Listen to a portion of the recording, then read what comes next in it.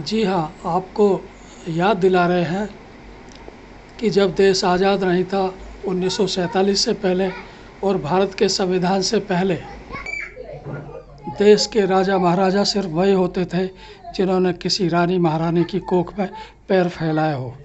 उस दौर की तस्वीरें देखें, किस तरह लोग नतमस्तक होते थे। लेकिन यही दौर वह भी था कि जब भारत देश चातुर्वर्ण व्यवस्था के घृणित कृत्य से पीड़ित था और लोगों में एक दूसरे को अपमानित करने की, जाति के आधार पर घृणित अपमानित करने की परंपरा बनी हुई थी। बाबा साहब भी वडोदरा रियासत में 1917 में यहीं पर नौकरी करने आए थे। सितंबर मंथ में जब बाबा साहब ने यहाँ पर नौकरी ज्वाइन की महाराजा सयाजीराव गायकवाड़ थर्ड के यहाँ पर, तो उन्हें भी इस घृणा के अपमान से इतना अपमानित होना पड़ा कि उन्हें वडोदरा छोड़ने के लिए मजबूर होना पड़ा।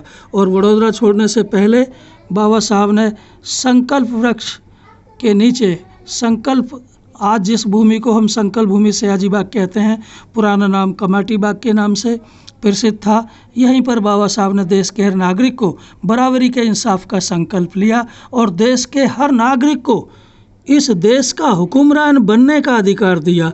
ऐसे महान संकल्प से ही बाबा साहब ने इस देश को संविधान दिया और जिसके अंदर देश के हर नागरिक को बराबरी का इंसाफ यानी कि देश के हर राजा बनने तक का अधिकार बाबा साहब ने इसी भूमि से दिया। बाबा साहब ने वडोदरा स्थित गुजरात की इसी पवित्र संकल्प भूमि सयाजी बाग से अपना संकल्प लिया और यहीं से देश के हर नागरिक को बराबरी के इंसाफ की लड़ाई शुरू हुई, जो कि संविधान के रूप में भारत के संविधान के प्रथम पृष्ठ पर ही है, देश के हर नागरिक को बराबरी के इंसाफ का संकल्प। वो यहाँ पर पग पग पर अपमानित हो रहे थे। अंततः उन्हें जिस धर्मशाला में रुके थे वहाँ से भी निकाल दिया गया और निराश होकर जब वो बम्बई जा रहे थे तो यहाँ से देश के हर नागरिक को बराबरी का इंसाफ का संकल्प लेते हुए गए, जिसे उन्होंने भारत के संविधान की उद्देशिका में ठीक से प्रदर्शित किया है। यही वो संकल्प वृक्ष है जिसके नीचे बाबा साहब ने बैठकर संकल्प लिया। यह संकल्प पथ है जो सीधा संकल्प भूमि की तरफ जाता है।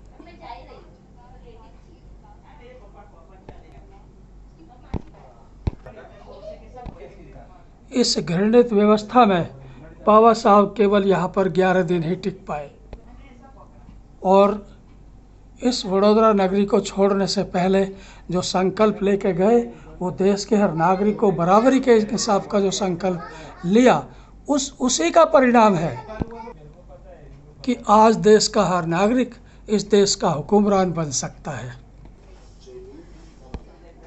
यही वो भूमि है जिसे अब समतावादी, मानवतावादी इस पवित्र भूमि को भारत की संवैधानिक राजधानी मानते हैं, क्योंकि भारत की राजधानी तो नई दिल्ली है, लेकिन नई दिल्ली से जो भारत का संविधान लागू पड़ा वो इस बाबा साहब के संकल्प ने जो यहाँ पर 23 सितंबर 1917 के दिन लिया, यहाँ से इसकी शुरुआत होती है।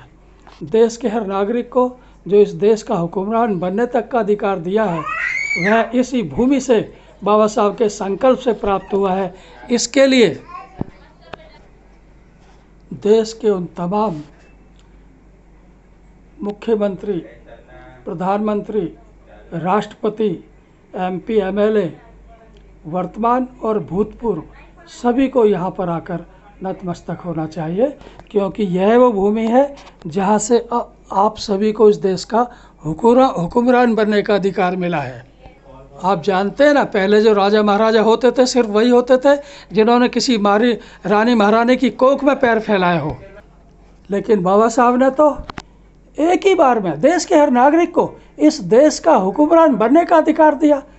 तो आपको समझना चाहिए कि यह पवित्र राष्ट्रीय धाम है जहाँ पर बाबा साहब ने आप सभी को अपने अपने क्षेत्र का राजा हुक्मरान बनने का अधिकार दिया है।